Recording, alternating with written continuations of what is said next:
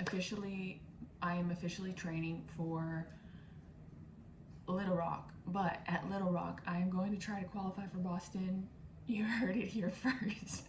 I don't know how it's gonna go, but I figure go big or go home. Right now, my estimated, I think I have to hit a 3:30, 3 hours and 30 minutes total, and my estimated race pace after 6 weeks of training is a 3:34. So we just gotta shave off like 4 minutes, 5 minutes, which I know that even if I get the qualifying time, it doesn't necessarily mean I will get into Boston. So ideally, I would get a better time than that. But anyway, this is the first check-in. Started training on Sunday. It is now Tuesday.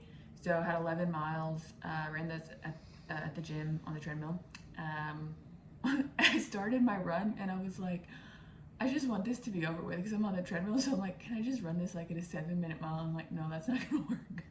But I was like, I just have to calm down a little bit because you just want to be fast right away. And I'm like, something I've heard a lot recently and I'm incorporating in general in life is trust the process.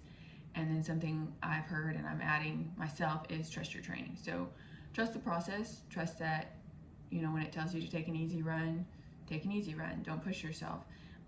I know that I've learned that, like that is important in training, is to do what your training plan says, trust the process, and then also when it comes time, trust your training. So yes, training for Boston, we are aiming just to make the like slightly below the cutoff of 3:30, and I think I have to find about maybe 20 seconds per mile, something like that, 15 seconds. I haven't done the math, so I have to shave off about 15 seconds or so, a few seconds per mile.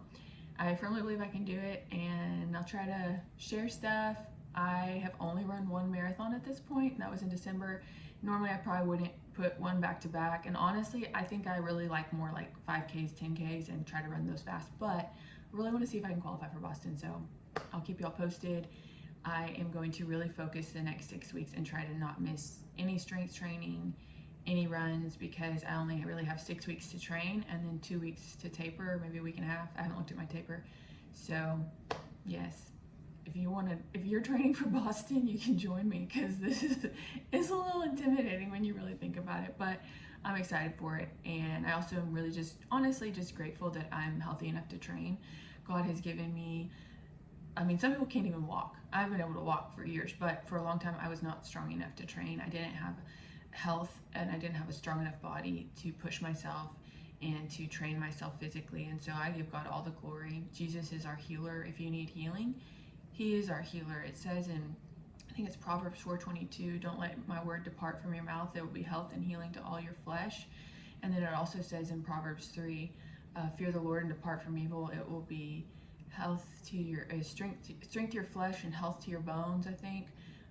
You'd have to look those up, Proverbs 3, and then there's one in Proverbs 4:22. But God is a healer, so if you need healing, if you need help, cry out to Jesus. He will help you.